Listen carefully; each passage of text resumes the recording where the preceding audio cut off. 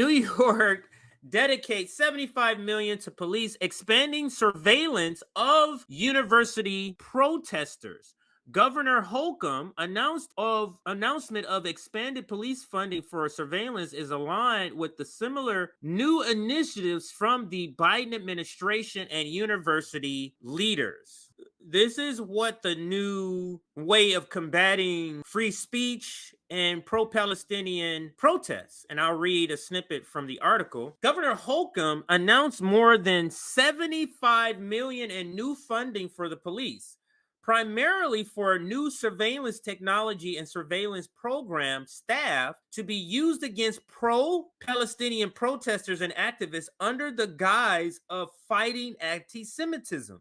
This move comes 5 days after the U.S. Senate unanimously passed a resolution condemning campus activism for Palestine as pro-Hamas and pro-terrorism. 1 day after the Biden administration also announced new support for surveillance programs, especially for use at colleges and universities, and 1 day after more than 100 university presidents and other high-level administrators formed a national coalition in support of Israel, blaming Hamas for the suffering of Palestinians rather than the IDF, which are actively bombing and laying siege to Gaza. This article is on the Left Voice, and I do want to read maybe a tad bit more of this. So let's bring the full article into the screen here. It also comes 1 day after Biden's press secretary compared pro-Palestinian protesters to the white supremacist anti-Semitic protesters in Charlottesville at the 2017 Unite the Right rally. Holcomb's announcement also includes provisions for a judge to review policies and procedures related to anti-Semitism at the City University of New York. This increased police spending is part of a united and concentrated attack by all levels of government against political speech at universities and against the movement for a free Palestine. What do Holcomb's orders mean? Let's be clear.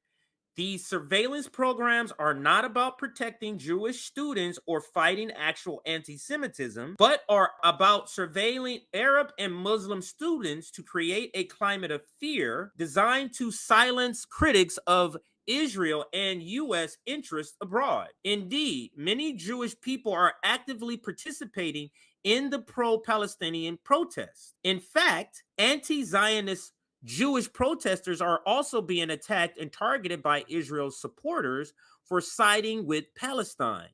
These attacks on pro-Palestinian activists are happening because the media and the ruling class have managed to create the perception that anti-Zionism is anti-Semitism and that any support of Palestinians is an inherent threat to Jewish people, as if the two are incompatible of coexisting. Because these governments' actions are framed using the language of anti-Semitism, those who oppose them will be called anti-Semitic. But increasing police power, especially surveillance power, is a threat to all oppressed people. And again, this article is on the Left Voice.